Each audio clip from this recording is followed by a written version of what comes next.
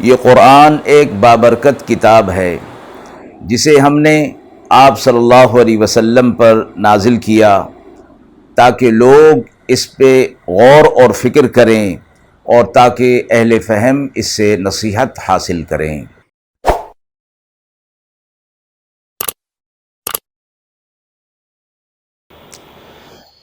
بسم اللہ الرحمن الرحیم۔ السلام علیکم ورحمۃ اللہ وبرکاتہ۔ ناظرین کرام، درس قرآن مجید کے آج کے اس پروگرام میں ہم سورۃ المائدہ کی آیت نمبر 87 اور 88 کا ترجمہ اور تفسیر آپ حضرات کی خدمت میں پیش کر رہے ہیں، اور آخر میں پوچھے گئے سوال کا جواب ہوگا۔ اعوذ باللہ من الشیطان الرجیم، بسم اللہ الرحمن الرحیم۔ یا ایہا الذین آمنوا لا تحرموا طیبات ما احل اللہ لکم ولا تعتدوا ان اللہ لا يحب المعتدین۔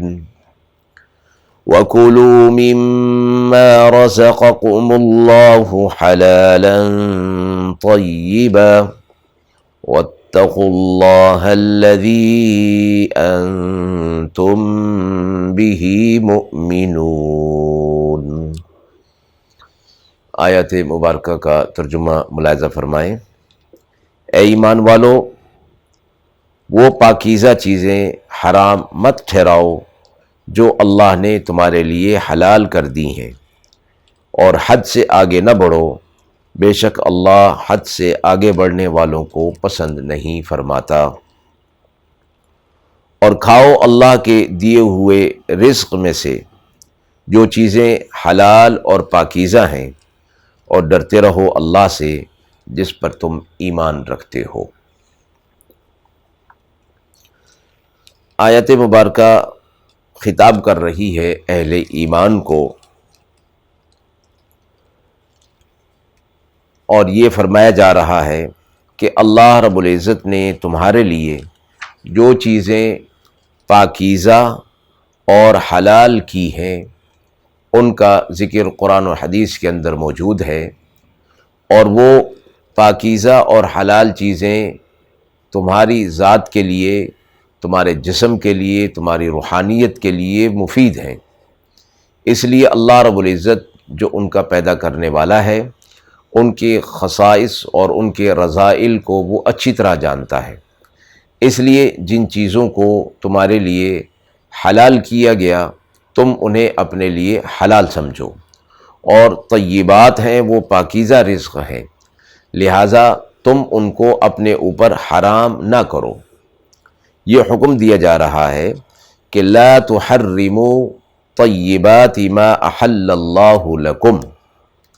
اللہ نے تمہارے لیے ان چیزوں کو پاکیزہ بنا دیا اور حلال کر دیا، اور تمہیں اجازت دے دی کہ انہیں تم استعمال کرو، تو تم اے اہل ایمان ان کو پاکیزہ چیزوں کو، حلال چیزوں کو اپنے لیے حرام مت ٹھہراؤ، یعنی ان سے پیچھے نہ ہٹو۔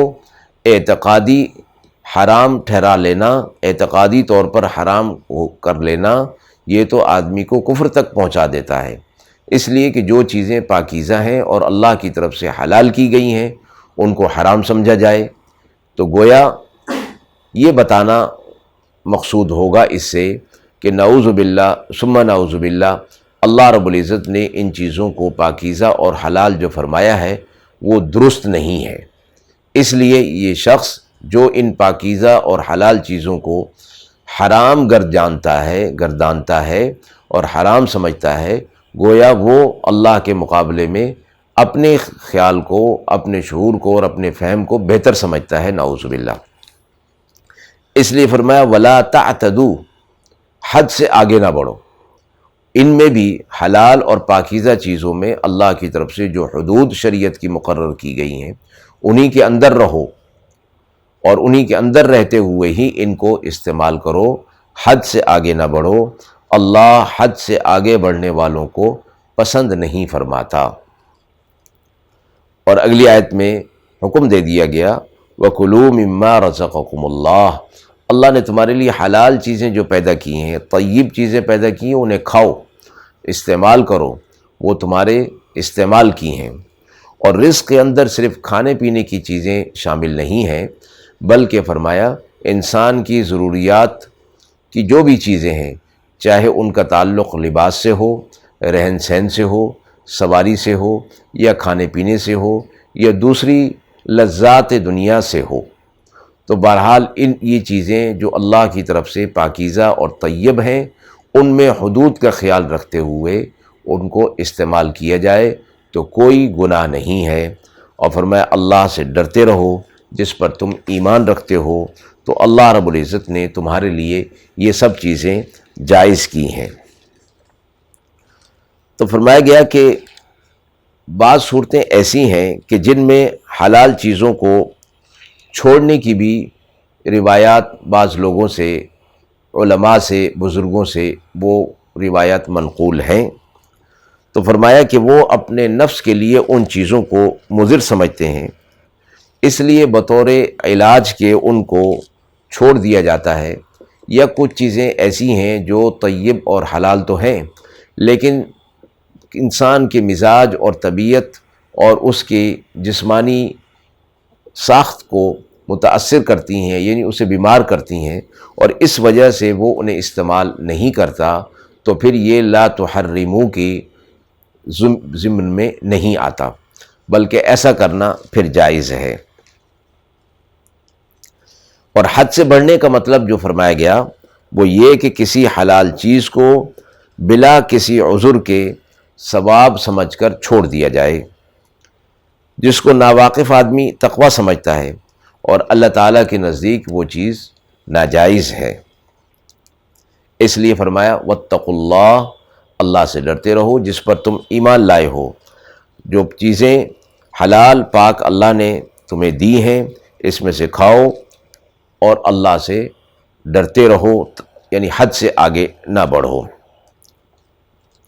اس آیت میں یہ بھی فرما دیا گیا کہ یہ تقویٰ نہیں کہ طیب اور حلال چیزوں کو چھوڑ دیا جائے، بلکہ ان کو استعمال کیا جائے، اور استعمال کرتے ہوئے اللہ کا شکر ادا کیا جائے۔ تو ایمان لانے کی بات بھی یہی ہے، اور حد سے آگے نہ بڑھنے کا مطلب بھی یہی ہے کہ جب حلال اور پاکیزہ چیزیں جو انسان کی ضروریات بھی ہیں اور لذات میں بھی شامل ہیں، انسان کے جسم کی نشو و نما بھی کرتی ہیں، تو اس میں اللہ کا شکر بھی اس کے اوپر واجب ہوتا ہے۔ اللہ کی نعمتوں کو استعمال کرنا، ان سے فائدہ اٹھانا، اور پھر اللہ کی ناشکری کرنا، فرمایا یہ بات تو کسی طرح بھی اہل ایمان کے لیے مناسب نہیں ہے، اور یہ بھی حد سے گزر جانے والی بات ہے، اس لیے اس سے منع فرمایا جا رہا ہے۔ آیت کے حوالے سے سوال پوچھا گیا ہے کہ کسی چیز کو اپنے لیے حرام کر لینے کا کیا معنی ہے؟ آیات مذکورہ میں یہ فرمایا گیا کہ کسی چیز کو، حلال چیز کو، طیب چیز کو جو شریعت میں رکھی گئی ہے، اس کو قرار دینے کے، حرام قرار دینے کے 3 درجے ہیں۔ ایک یہ کہ اعتقاداً اس کو حرام سمجھ لیا جائے، دوسرا یہ کہ قولاً کسی چیز کو اپنے لیے حرام کر لے، مثلا قسم کھا لے کہ ٹھنڈا پانی نہیں پیوں گا، یا قسم کھا لے کہ فلاں حلال کھانا نہ کھاؤں گا، یا فلاں جائز کام نہ کروں گا۔ تیسرا یہ کہ اعتقاد اور قول تو کچھ نہ ہو، محض عملاً کسی چیز، حلال چیز کو چھوڑ دینے کا ارادہ کر لے۔ تو فرمایا پہلی صورت میں اگر اس چیز کا حلال ہونا قطعی دلائل سے ثابت ہے، تو اس کا حرام سمجھنے والا قانون الہی کی صریح مخالفت کر رہا ہے، اس وجہ سے وہ کافر ہو جائے گا۔ اور دوسری صورت میں اگر الفاظ قسم کھا کر اس چیز کو اپنے اوپر حرام قرار دے دے تو قسم ہو جائے گی، اور اس قسم کو توڑنا اس کے لیے واجب ہوگا۔ اس قسم پر قائم رہنا ٹھیک نہیں ہے، بلکہ قسم کو توڑ دے اور پھر اس کا کفارہ کرے۔ مثال یہ کہ قسم کھائے کہ میں فلاں چیز نہ کھاؤں گا یا فلاں کام نہ کروں گا، یا یہ کہے کہ میں فلاں چیز یا فلاں کام کو اپنے اوپر حرام کرتا ہوں، اس کا حکم یہ ہے کہ بلا ضرورت ایسی قسم کھانا گناہ ہے، اور اس پر لازم ہے کہ اس قسم کی قسم کو توڑ دے اور کفارہ قسم کو ادا کرے۔ تیسری قسم، جس میں اعتقاد اور قول سے کسی چیز کو، حلال چیز کو حرام نہیں کیا، بلکہ عمل میں ایسا معاملہ کرے جیسا کہ حرام کے ساتھ کیا جاتا ہے، یعنی اس کو چھوڑ دے کہ دائمی طور پر اس کو چھوڑنے کا التزام کر لے۔ اس کا حکم یہ ہے کہ اگر حلال کو چھوڑنا ثواب سمجھتا ہے تو یہ بدعت اور رہبانیت ہے، اور اس کا گناہ قرآن و سنت میں مذکور ہے، اور اس کے خلاف کرنا واجب اور ایسی پابندی پر قائم رہنا گناہ ہے۔ ہاں، اگر کسی چیز کو پابندی کرے اور اس میں نیت ثواب کی نہ ہو، بلکہ کسی دوسری وجہ سے، کسی جسمانی اور روحانی عذر کی وجہ سے اور مضر ہونے کی وجہ سے، یا کسی بیماری کی سبب سے، کسی خاص وجہ سے کسی چیز کو دائمی طور پر چھوڑ دے تو اس میں اسے گناہ نہیں ہوگا۔ وآخر دعوانا ان الحمد للہ رب العالمین۔